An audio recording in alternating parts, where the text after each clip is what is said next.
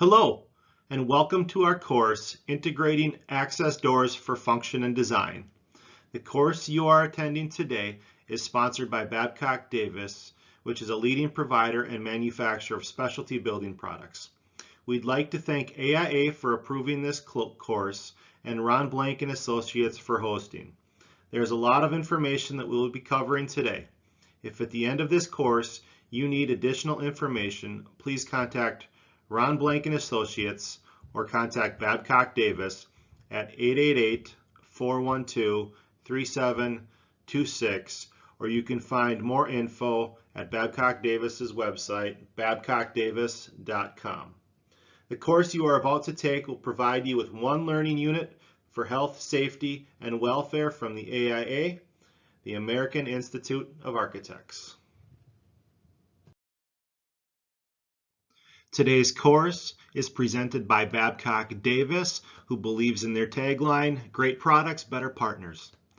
The Babcock Davis philosophy is customer first. As your partner at the distribution and local service level, we support your business and provide solutions to improve your bottom line. For more than 100 years, we have been an industry leader in roofing products, service quality, and can tailor to suit your organization's needs. We work hard to earn your business, and we work even harder to keep it. For over 100 years, Babcock Davis has been the go-to manufacturer for specialty building products, and we pride ourselves on delivering a hassle-free experience.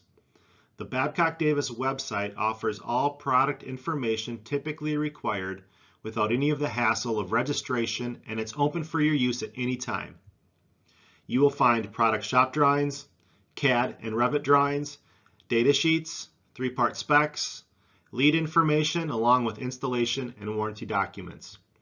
We began over 100 years ago as a roof hatch manufacturer, and most people associate the Babcock Davis name with those products. We are proud to consider ourselves the premier roof hatch manufacturer in the world and continue to develop new hatch product innovations. However, through the years, we've become much more than just a roof hatch company. We have a complete line of access doors, floor doors, safety railings, entrance flooring, wallware, fire cabinets and extinguishers, and we also have a complete line of stair nosings where we just introduced the most innovative product come from this product line in decades. That is our environmentally friendly, easily maintainable and replaceable Eco-Tread line. We hope you will allow us the opportunity to provide our hassle-free experience when you are choosing one of our safety-related access products that help create safer, more accessible buildings.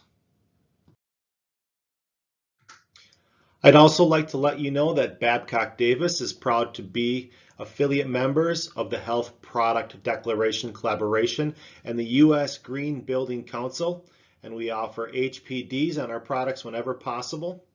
I'd also like to note that we're also members of Sustainable Minds. Babcock Davis is an American Institute of Architects registered provider committed to providing quality learning in accordance with AIA's continuing education and health, safety, and welfare criteria.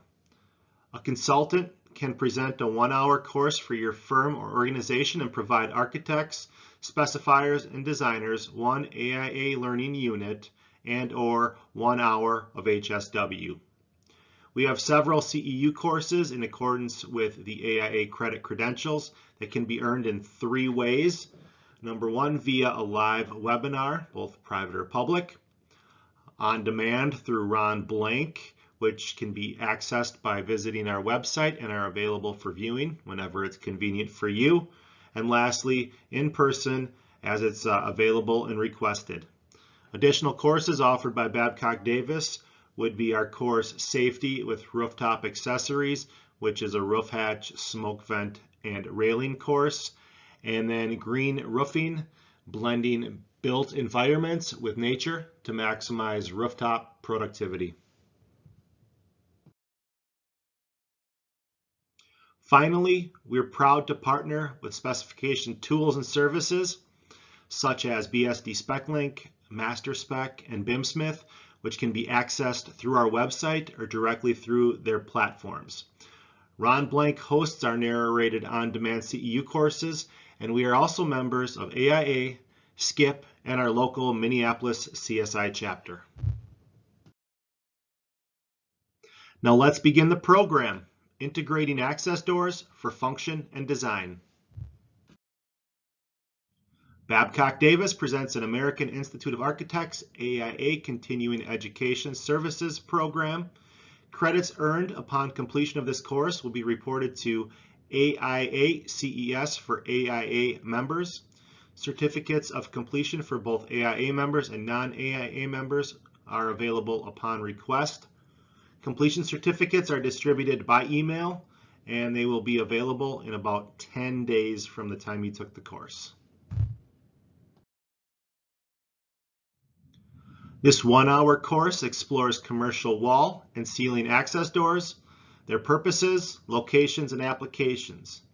You will learn design considerations and factors including fire ratings, materials, and hardware, and we will also discuss code, compliances, and lead requirements necessary for specification. Today, we will discuss access doors in all their glory. We'll cover a brief introduction that relates to the purpose and locations of access doors. Section 2 goes through design considerations, followed by choosing the right door for your project. Finally, we'll wrap up the course taking you through the various codes, standards, and testing required on all access doors. Section 1, Introduction, Purpose, and Location of Access Doors. Today we'll start with the basics. Where in the specifications are access doors typically found? They're typically found in Division 8, or otherwise known as openings, which includes 2 sections for access products. One of those sections is for floor doors, and they are sometimes included in Section 8, but in this course we will not discuss that content. They can be found specifically in Division 8, 3113, listed as access doors for walls and ceilings, and then in a subset of that spec section, which is again Section 8, 3113.53, which is for security access doors and frames for medium, high, and maximum security units for walls and ceilings. We will review the unique requirements for each of these products as the course progresses. Access doors are found in essentially every building, but this slide lists the most common or projects where we see access doors more frequently. And that would be on big commercial projects in general, education such as schools and universities, healthcare, especially in hospitals, multifamily have a whole lot of access doors, so do hotels, correctional facilities in secure locations, and the hospitality field also seem to have a lot of access doors in their buildings. Which trades commonly install access doors? Typically, I've seen in my history of selling access doors, the mechanical, electrical, and plumbers usually install more often than anyone else. They're referred to, the mechanical, electrical, and plumbers, as the MEPs. Usually the direction of who has to provide the doors or install them comes from the general contractor. In many cases, though, the general contractor will decide to install the access doors themselves, or at least the ones that are shown on the plans. And then another contractor that sometimes gets the direction from the general to install access doors would be the drywaller. What is the purpose of an access door? Incorporating access doors into the building design and specification provides improved ability to schedule routine visual inspections and/or identify equipment failures. Access doors provide an unobstructed portal to mechanical, electrical, and plumbing fixtures behind a structural or non-structural barrier. When it comes to something as simple as cutting a hole in the wall, there's a surprising amount at stake. Design decisions for placement of access doors allows for improved navigation around structural systems and optimizes access to your areas that you need to reach behind walls, ceilings, and in vertical areas on the roof. Where are access doors typically located on projects? The most common location would be on interior walls or ceilings. So you've got your vertical and horizontal positions covered on the interior. Although I'd like to note that for a horizontal position on the interior, access doors should not be used on the floors. They're not weight bearing and could cause harm to someone if they stepped on a door installed in the floor. They are found also to the exterior on walls, or you might find them in a horizontal position on the exterior, per se underneath a canopy or something is where you'd find them. Where in the project would you find them? You'd find them in hallways, mechanical rooms, going up into the attics, separation draft stop walls in the attics, and bathrooms, just to mention a few. I'd also like to note that the location of access doors has an impact on the fire rating and door type. If you have a fire rated ceiling, the access door must be fire rated and insulated, and it must include a temperature rise rating. A door's location will also determine what door and what material is best suited for its environment. For example, exterior doors must be able to withstand weather conditions in the environment where it's located.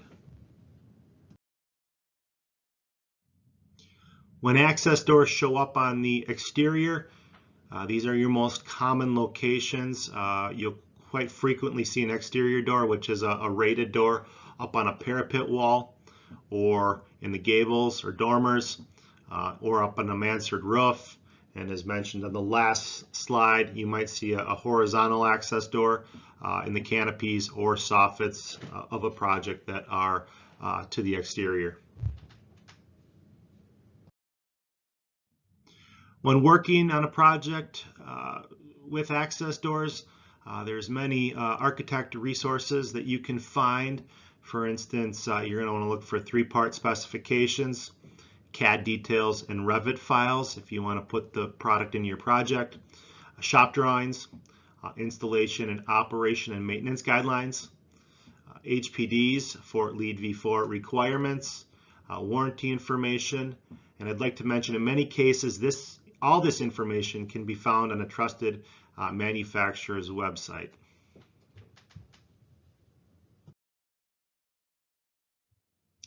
Why is specifying access doors helpful?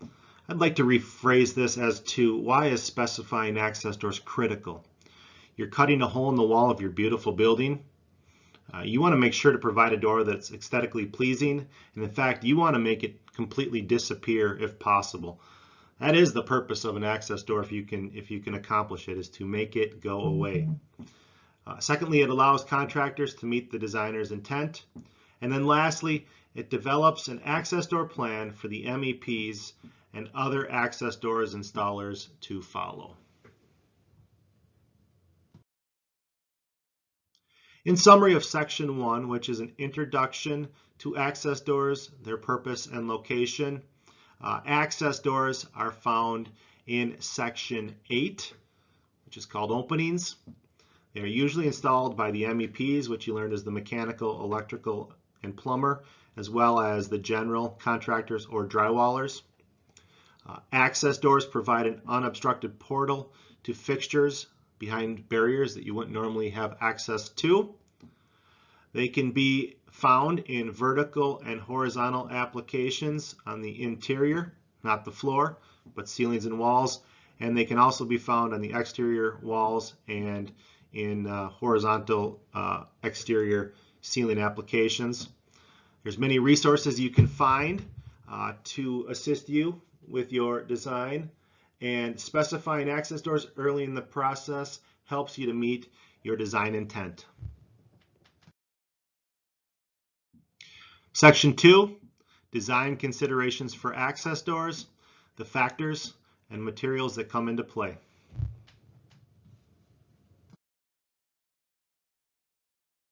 Where in the design process should you consider access doors?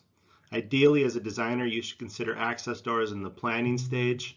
of the project to ensure that your design intent is followed, and it allows the doors to be located conveniently and the proper door styles to be selected.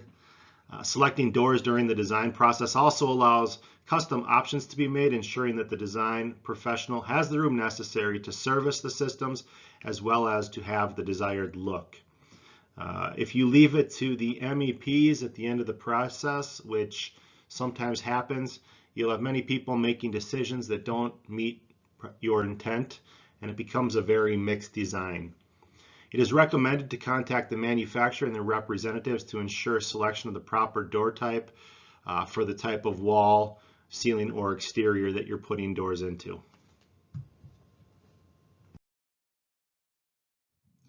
What are the factors that should be considered when specifying access doors?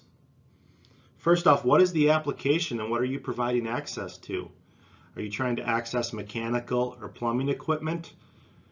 What is the size that you need to access that equipment? Have you made it big enough? Are you trying to access maybe another space that you have to fit a body through? Is the opening big enough to fit a person through? All questions that you need to ask yourself. Number two, is it a fire rated wall or is it a ceiling? In many cases, there are different fire ratings for the wall and for the ceiling. In a ceiling, you need the access door to be insulated and carry a Warnock-Hersey label, whereas in the wall, it doesn't have to be insulated. It can be, but it just needs to carry a UL label. Are sound and moisture concerns?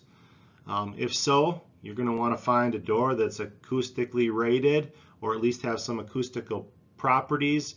And if moisture is an issue, you're going to want to make sure that you've got a corrosion resistance door and that you've got some kind of gasketing to keep the elements from getting inside.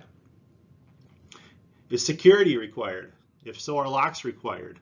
How secure do the panels need to be?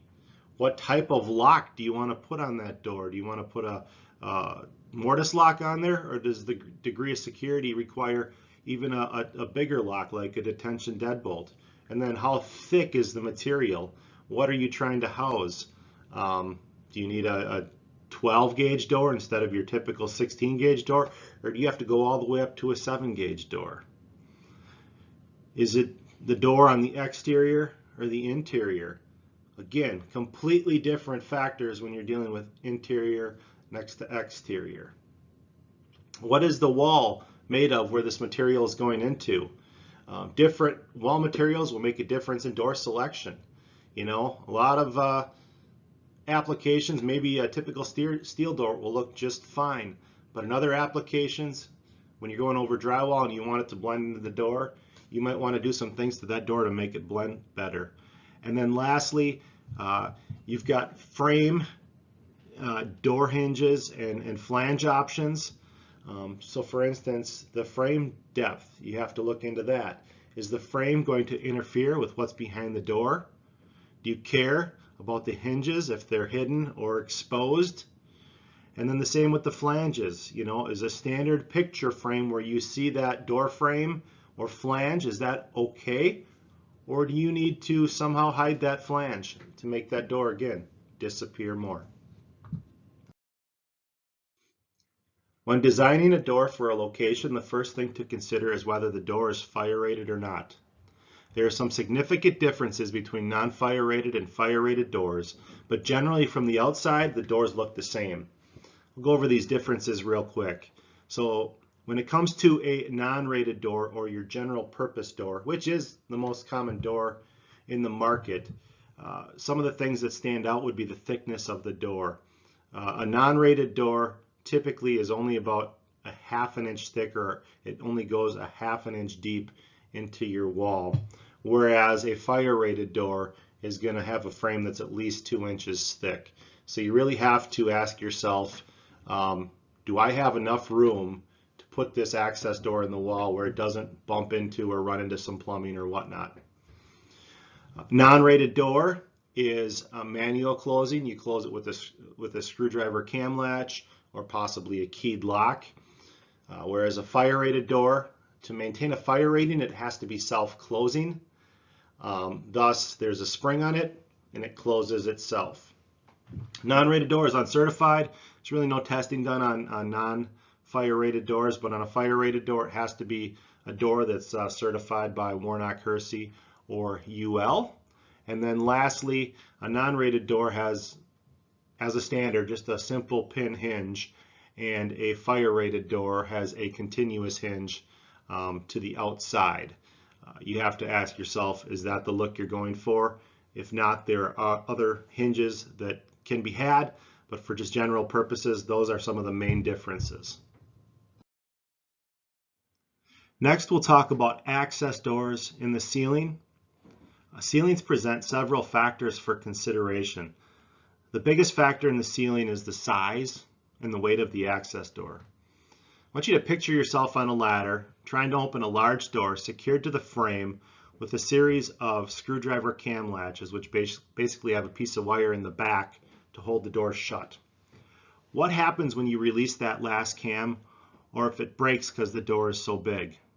It's likely that you'll get knocked off the ladder and end up on the floor. To overcome this issue, the industry developed a lightweight aluminum door for larger applications. Another complication with the weight and size is with fire-rated doors. Fire-rated doors need to be self-closing with the use of springs, and as you can imagine, the spring can only close these doors to a certain weight. Industry-wide, the largest standard fire-rated door for the ceiling is 24 inches by 36 inches, and the 36th inch dimension is the length dimension, which is where the hinge is located. And one last factor in the ceiling might be opening obstructions. If this happens to you, you're in luck. There's an upward opening access door that can be found in both non-rated and fire-rated doors. When it is fire-rated, it is self-closing with its own weight. Sound is another factor. Acoustically or sound-rated access doors are primarily for multifamily buildings, schools, and hospitals, and should be considered to meet the noise containment and sound transmission blocking requirements for walls. These doors include acoustical insulation and are tested in accordance with ASTM regulations and should have a sound rating of sound transmission class STC between 34 and 63, depending on the type of wall assembly. An example of where you might need an acoustical access doors would be in a clinic where there are HIPAA requirements, and the walls and ceilings may be built as such so that they do block that sound out. When putting an access door into that type of an application, you want to make sure that you meet the wall rating to keep that sound out to adhere to the HIPAA privacy requirements. Another factor or consideration when it comes to choosing an access door would be moisture. Is the door required in a wet, moist area? If so, you'll need to think about the corrosion that may happen. To avoid corrosion, you can change the material, in many cases from your standard steel door to stainless, or in some cases there might even be aluminum doors available. Locations that are in these types of areas would be laboratories, laundry facilities, kitchens, and water facilities. If you're worried about water or moisture or condensation in doors and getting through the doors, you'll need to add some form of gasketing or go to a tested and certified and or water or airtight door. These type of doors can usually be found when you're looking at exterior doors. The exterior doors have these certifications and do keep that water out, moisture out, and they prevent the condensation from forming.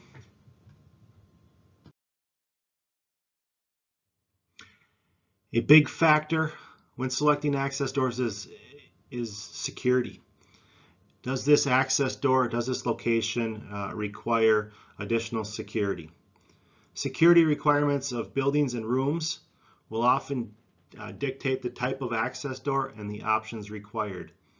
You need to ask yourself what degree of tamper resistance must the access have?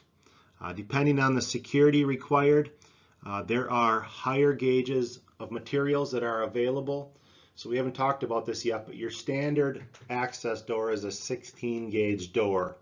When you get to security doors, we can bump that up to a 12 gauge door, to a 10 gauge door, which is called a high security door, or even a 7 gauge door, which is a top security door. Also with security, you have to think about the latching. So you've done the right thing by making sure your door is thick enough to get the security that you need. But when it comes to what type of facility is the access door going into, do you have the right type of lock? You know, there's a simple keyed cam lock, but the degree of security isn't real high on that thing. In a secure application, you're going to want to go with something tamper-proof, like maybe a security screw with a pinned Allen hex head on the top of that. You might want to go with a mortise lock. You might even want to go to a deadbolt. You know, if you're in a high security prison, you probably go with the deadbolt. So where do you find security access doors? We typically see them in correctional facilities, psychiatric facilities, and other critical infrastructure areas. In access door design, the aesthetics are extremely important and oftentimes one of the most overlooked parts of the design. In some locations, door visibility doesn't matter, so a metal door might be an acceptable option. But when doors are planned for high visible locations, the goal is often to make them as unobtrusive as possible or to make them disappear. Doors can be installed with visible frames or frameless, and within a flush or a recessed installation, allowing it to blend into the surroundings. How can this be done? You can do this by putting tile on the face of the door, drywall on the face of the door, put plaster on the face of the door, and you can conceal the flanges by specifying a drywall bead flange that you tape and mud over, plaster lath flange. So there's many different ways to get this done. I like the visual here of the access door. You can see tile placed on the front of the door, and the frame itself or the flange is behind that tile. So when this door closes, it's almost going to look like a solid wall. You might see a little bit of a reveal, but it's almost going to look to the human eye like grout. So this is a perfect way to make access doors disappear. And when you're designing access doors, I want you to think of this picture as a great example of how you want your building to look. Factors to consider when designing exterior access doors or designing for exterior access doors. These types of doors are usually designed to, number one, prevent corrosion and prevent condensation, while also providing a level of air and water tightness, as well as some level of temperature control based on the R value, which is in the door. You want to make sure that exterior doors have been tested for air and water tightness, and in certain areas you might also want to obtain a door that has a wind and impact testing standards applied, like Miami-Dade approved or the Florida stamp of approval. These are certified doors, and you can be sure that they are going to keep the water and air out, keeping your building dry and secure. It is essential to have a panel that is compatible with the material surrounding the door. You're always going to want to design around the substrate at each location on the project. The most common substrates where we see access doors for walls or ceilings would be masonry, concrete, gypsum, and plaster. I love this example that you're seeing. It shows a plaster door, and it's recessed to accept plaster in the face of the door.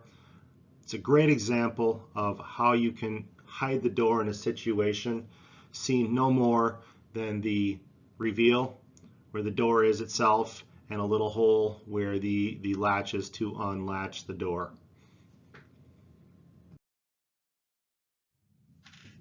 What are the materials to consider when designing access doors? Let's start with the most common, which is steel.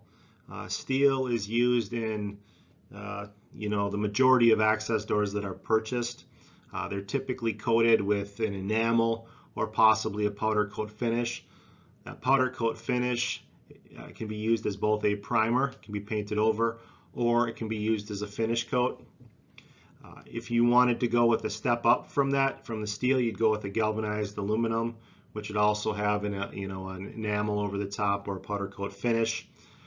For corrosion and a step up from there, you're going to want to look at stainless doors and or aluminum.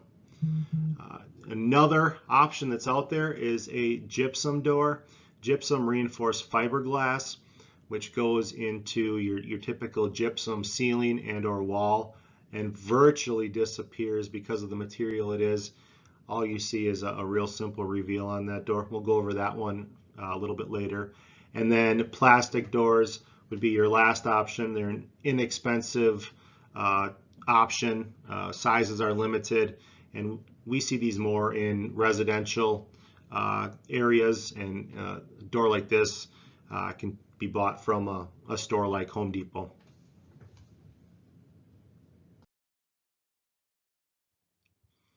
Choosing a hinge.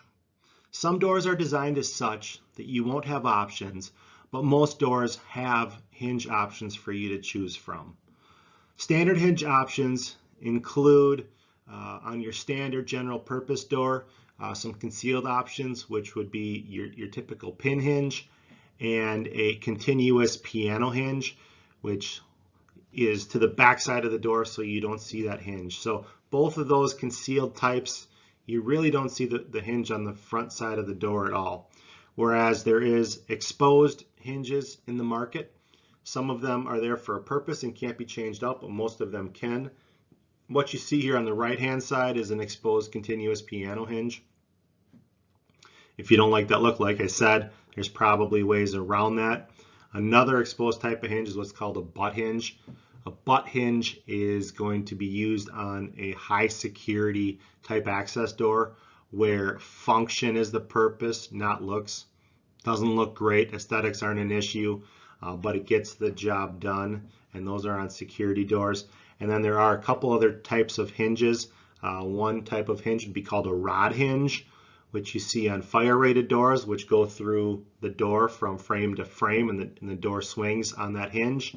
And a cabinet hinge, which didn't really see many cabinet hinges in the market 10 years ago, but we're starting to see more doors with cabinet hinges. Right now, doors that I see them on are typically recessed type of doors that need kind of a more heavy-duty hinge on the inside. So those are your hinge options. Standard flanges that you have a choice of. I'll go over these in the order that they are here on the screen from left to right. The first and most common type of flange is what's called a 1-inch exposed flange. This is a flange that can go over really any substrate, including concrete, but it covers that hole that you cut in the wall. And like I say, it's not the prettiest door, but in areas where this is used, you're not really looking to conceal the door at all. The next two options are concealed options. The first one here in the middle is a drywall bead flange. This goes over drywall. It's tacked in and then taped and mudded over, and you don't see that flange or frame. It virtually disappears. All you see is the door itself, and then the last product there is what's called a plaster bead flange. We showed a picture earlier where that door was concealed, but you take that plaster lath flange and you put your plaster over that flange or frame, and that disappears, and again all you see is that metal door. So they all have a little bit of a different feature, but you really just need to use these based on what your substrate is in the wall and how much you want to cover up that flange or frame. Next up is the standard hardware and latching options that you find on access doors. The number one and most common type of latch on any access door is what's called a screwdriver cam latch. It's a cam latch, as you see, that's operated with a screwdriver that's got a wire cam in the back, and that holds the door to the frame and acts as your latch. You can get these in a higher degree of security than just a screwdriver cam. You can get them with a hex head cam or even a pinned hex head cam for a higher degree of security. And this is, that screwdriver cam latch is standard on non-rated doors. What you see there in box number 2 is a security screw. This is a pinned hex head security screw, and this is standard on some of your security fire rated doors. Number 3 is a knurled knob. This can be replaced for that screwdriver cam in option 1. It just allows you to have a thumb turn as opposed to a screwdriver cam turn. And that type of a knob is used on both a non-rated door or on a fire rated door. And number 4 is what's called a key operated cam lock. It's a simple economical solution for access doors, non-rated doors when locks are required. I wouldn't say the degree of security is real high there. That one is not available on fire rated doors. Box number 5 shows a mortise lock cylinder. This is for much higher security conditions. This can go on a fire rated door, and a non-rated door, or a security door. And oftentimes you'll see them in secure areas like universities, all the way up through high security prisons. And then last is the detention deadbolt, which is that big key for maximum security applications. And really these are only seen used in top security prisons and so on. What are some other non-standard options that you have when working to design an access door for your project? Number 1 would be a louver door is an option. If you need a door that provides some form of ventilation, little louver slats can be put in on non-rated doors. Gasketing can be applied to door stops on both non-rated and fire-rated doors to reduce airflow and sound dampening. It's not certified, but it can be added and usually accomplishes most of the goals required. Masonry anchors, if you're putting in an access door that goes in with the block, you'll need to add masonry anchors so that this can be cast in right with the mortar. And then a double leaf access door panel is available when you have larger openings that you might think, probably too big for an access door. No, there are options. Doors do get fairly large, and the larger they get, the bigger chance that they're going to have 2 doors. And then lastly would be a drip cap on the frame, which directs water away from the face of the panel, so you don't get corrosion and dripping down that door. Finish options that you have for access doors. There are many options and color choices and applications. Your most standard finish option would be powder coat. Powder coat, as I mentioned before, can be a finish coat and or a primer. You also have options for primer or baked enamel, depending on the manufacturer that you choose to go with. Most of those paint options come in their standard colors, but you also probably have a list of specialty colors to choose from. Stainless is another finish that's an option. I quite often see a number 2B finish as well as a number 4 satin finish when it comes to stainless. Doors that come in aluminum typically come in your standard mill finish aluminum and could be anodized if needed. And then lastly, the gypsum fiber reinforced door comes in just that, a gypsum finish to match your ceiling.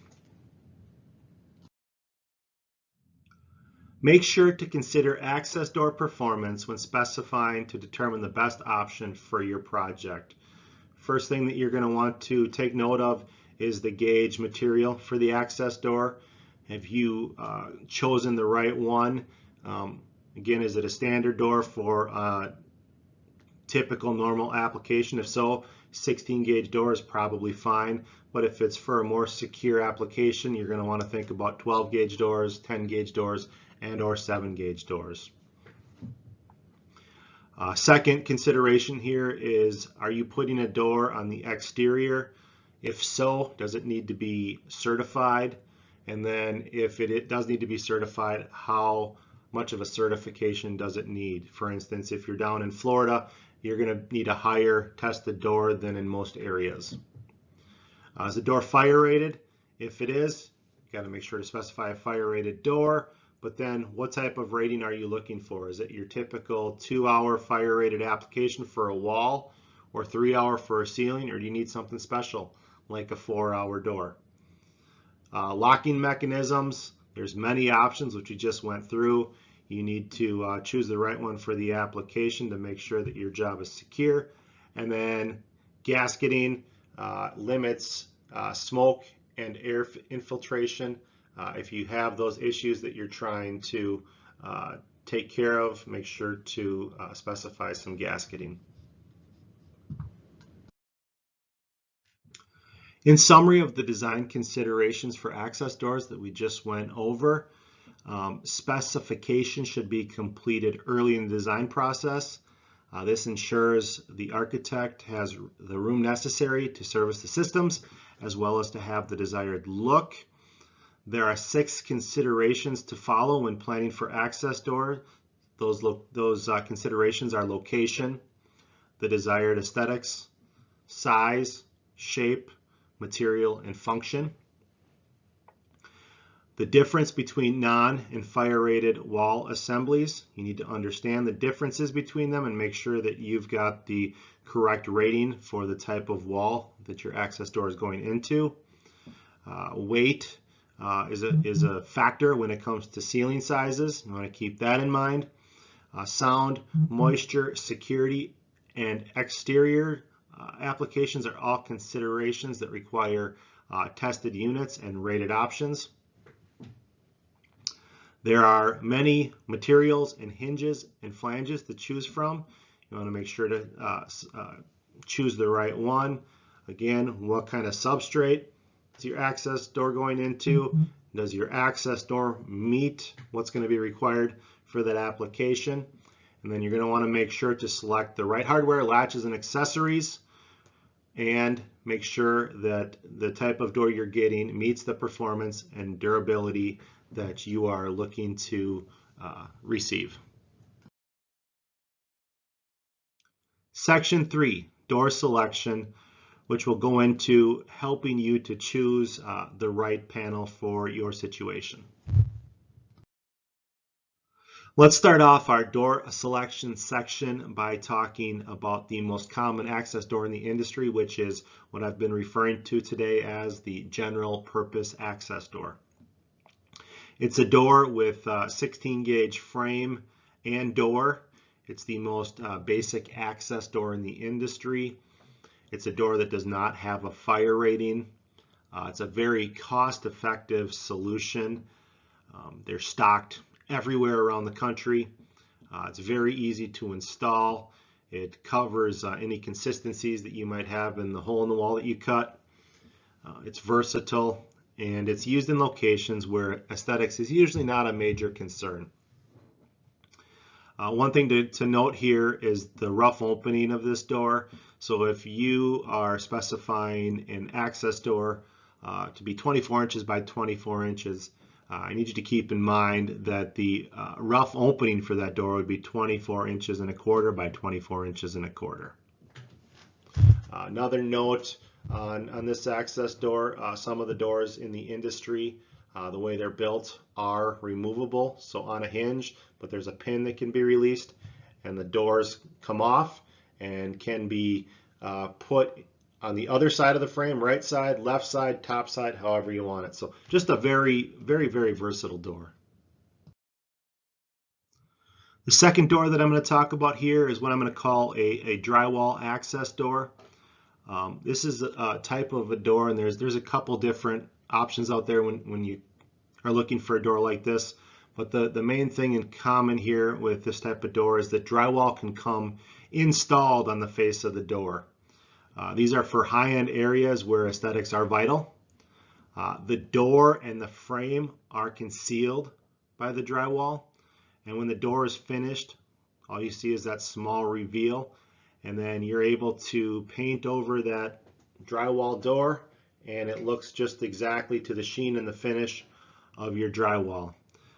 This door can come in oversized applications, even into double door sizes, and the door can be have a fixed pin hinge, or it can be removable. Again, another very versatile door, and it blends in extremely nice to your wall and ceiling applications. Continuing with doors that blend extremely nice, I'm going to call this a concealed access door. This is a door that has a gypsum reinforced fiberglass door and frame. It is an alternative to your traditional steel access doors, allowing the door to have a seamless design and to blend into the surroundings. Again, this is a door you're going to see in very high-end areas, in very important rooms. In hotels, I see these in areas that people just want this to blend away. It comes in a couple different options. One would be a drop-in option, and the second would be a hinged option if you need it. Obviously, the picture here is of a hinged option, but either way, both of the doors, all you see is that very small reveal.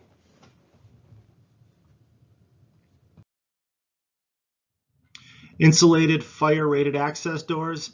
These are probably the second most common access door in the industry. Most common when you need a fire-rated door.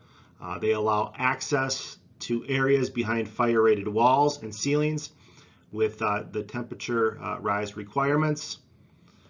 Access doors must maintain, fire-rated access doors must maintain the same fire rating as the wall used or exceed that wall rating. This door here is universally used in both walls and ceilings and gets a UL and Warnock-Hersey label. The UL label is for walls and gets a B label for 90 minutes with a maximum temperature rise of 250 degrees in 30 minutes, and it meets the NFPA 80 requirements. When it says 90 minutes, it actually means that it gets up to a 2-hour rating in a 2-hour wall. And then for ceilings, these are listed by Warnock-Hersey for up to 3 hours. A couple things I would say is that we mentioned this before, but I'm going to mention it again. The largest size of this type of door that you can use in the ceiling is 24 inches by 36 inches. And fire-rated doors need to be self-closing. And this door comes in all the flange types that we talked about when it comes to standards. The 1-inch flange, like you see, a drywall bead flange or a plaster lath flange are also available. Oversized insulated fire-rated access doors. So we just got done talking about the standard fire-rated access door. There's an exception to every rule, which would be this oversized insulated door. One of the main differences here is that it comes with 2 doors and has a removable mullion so that those doors can remain self-closing. It's available in a variety of sizes, and Warnock-Hersey lists these doors anywhere from 2 to 4 hours for their rating, and it's typically used for access to ceiling vents and possibly to other HVAC equipment or just big openings in general. Another type of fire-rated access door is what we call the upward opening attic access door. It's a fire-rated door for ceilings that provides ladder access to the attic where a downward swinging access door cannot be used, or where there is obstructions from allowing that door to open downwards. It's available in a variety of sizes, and Warnock-Hersey lists this door anywhere from a 2 to 4 hour rating, and it's a great alternative to your standard downward fire-rated access doors.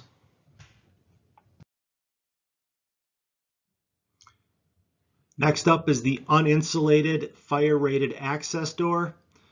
This door is virtually the same as your standard fire-rated door without the insulation. The big difference here, and really the only thing I'm going to cover here on this one, is that it's for walls only and cannot be used in the ceiling. It only gets a UL label, and UL label is only good for walls only.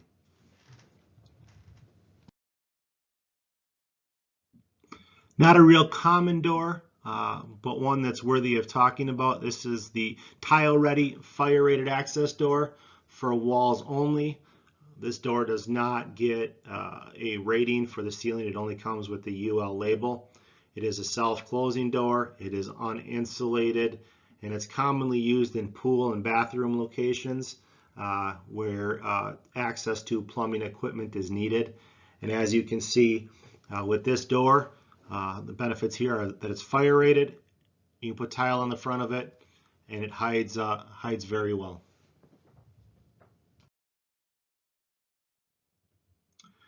A draft stop door is a specialty door designed for walls up in attic spaces. So typically you've got a standard fire rated door going up into your attic, but once you get up into your attic, there's what's called draft stop walls separating each unit. And draft stop doors are required. The big requirement there is that they need to be self-closing. But firemen use these to get up into the attic from room to room. And they provide protection from backdraft and fire spread from section to section during a fire. The one unique thing about these doors is they don't actually need a fire rating. The big thing is just to ensure that they are self-closing. Security access doors. The main thing that I want to point out here is just the different levels of security that each of these types of doors will provide. I'll start out with the medium security door. And the medium security door, big thing here is the uptick in gauge material from your standard 16 gauge door to a medium security door, which is a 12 gauge door. You might see a 12 gauge door in like a college where, kids are a little rougher in dorms or whatever, and maybe we want some higher security access doors. So going with the 12 gauge might be considered there. And then when you go up to psychiatric wards and maximum security prisons, you've got the high security door, which is a 10 gauge door, and the top security door, which is for your highest secure prisons like maximum security. And that is a 7 gauge door. And then last but not least, there is a fire rated security door. But what I want you to note on that is that it is for walls only, and there is no such thing as a fire rated security access door for ceilings in secure areas. Exterior access doors for walls and ceilings. Exterior doors were created for a barrier from the inside to the outside. Some of the features that exterior doors have would be that they are insulated and gasketed for weather tightness. The standard exterior access door on the market is tested per ASTM E28391, which is for air leakage, and ASTM E331-88 for water leakage. They also come in a corrosion resistant frame and door. So there's a combination of materials on these products, but the materials that can be had for an exterior door would be aluminum on the frame and or on the door. Stainless steel can be used for the door itself, as can galvanized steel. And then they use compression latches and handles to close tight to keep the weather tightness in the certification. And there are other latches other than the handle shown here, like mortise locking options, screwdriver cams, and a paddle latch. but those are non-tested items. So although they probably get the job done, they're not going to be tested as is the standard handle latch.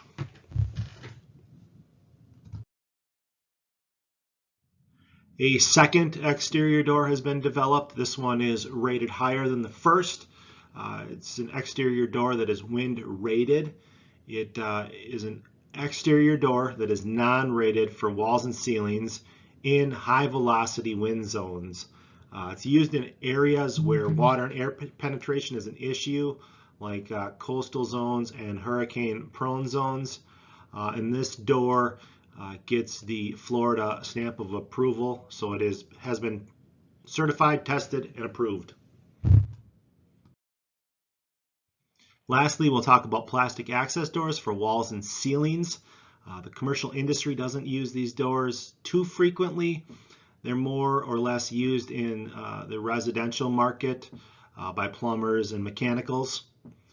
They're available in a variety of limited sizes, typically sold in retail outlets such as Home Depot and Lowe's, and they're used in areas that really don't have a high aesthetic need. In summary of the door selection section, non-rated access doors are the most used access doors across all projects. Uninsulated fire-rated doors may be only used in walls and not ceilings. Verify wall or ceiling assemblies to determine the rating necessary for the fire-rated doors that you're about to specify. Security door options include medium, which is 12 gauge, high, which is 10 gauge, top, which is 7 gauge, and fire rating options. And for extreme weather conditions, exterior access doors should be considered. Section 4 will be all about identifying and understanding codes and standards when it comes to access doors.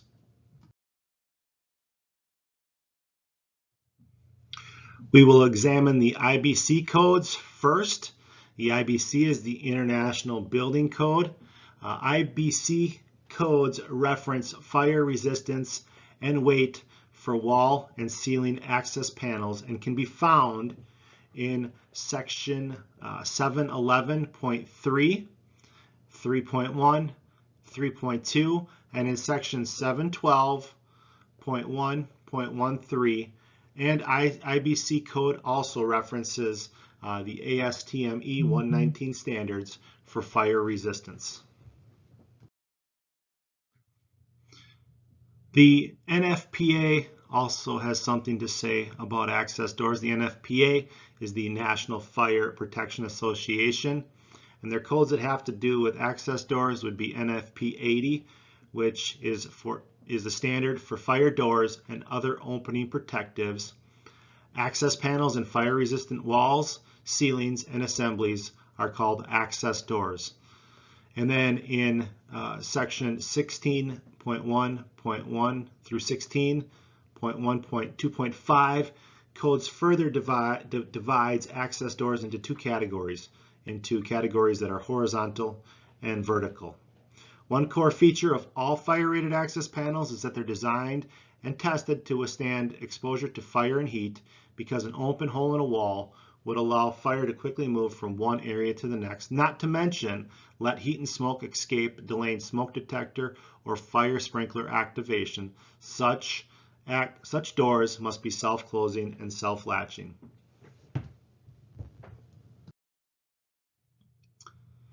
The Florida approval stamp.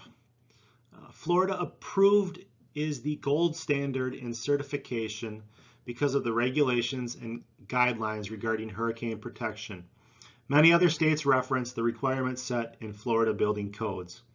Products with the Florida approved certification include test results from certified independent testing labs, which follow the testing standards of TAS 201 for an impact test, TAS 202, which is a static air pressure test, and TAS UL203 for cyclic wind and pressure tests.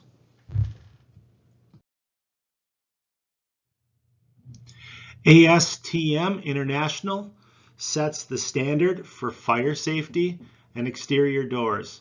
Standard test methods for exterior access door assembly product testing standards determine the rate of air leakage and water penetration resistance.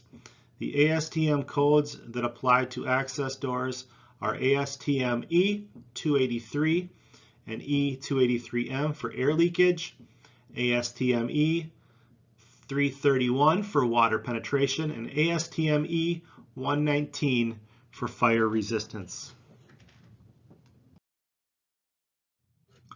UL, or Underwriter Laboratories, is a testing company that certifies test methods to determine the compliance of door assemblies for their use in locations where fire resistance of a specified duration is required. The temperature rating and fire resistant certifications that apply to access doors are UL 10B for vertical walls and ANSSI UL 263 for horizontal walls.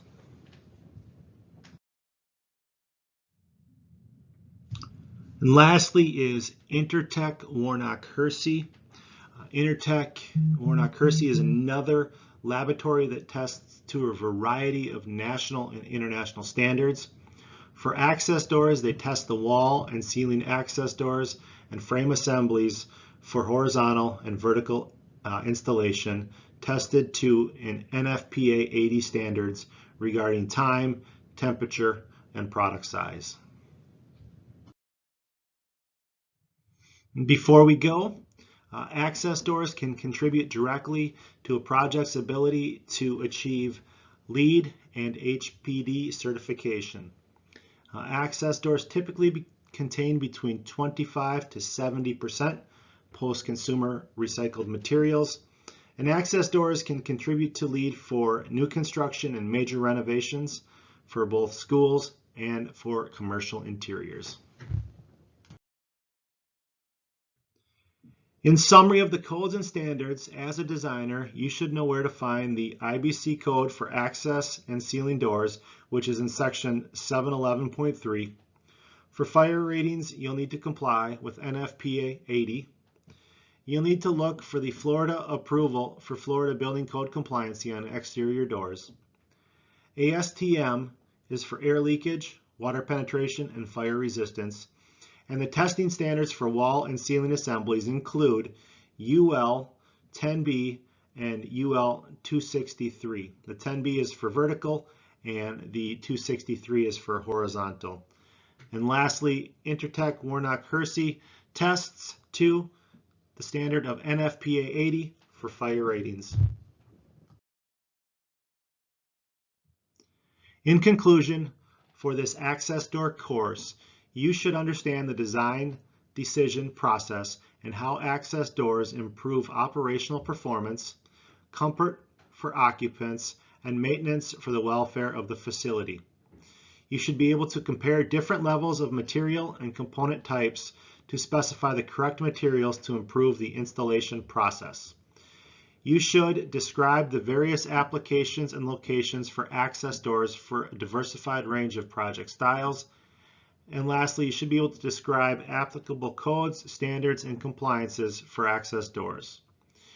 You should now be able to determine what type of access doors are right for your client. We've focused on locations, applications, design decisions, and door selection, plus the variety of code-regulated options. You are now an access door expert. When considering product specifications or selections, many products are available for use that meet these requirements. Work with a trusted manufacturer to obtain the best product and specify performance standards to guarantee quality. Thank you for attending our course, Integrating Access Doors for Function and Design.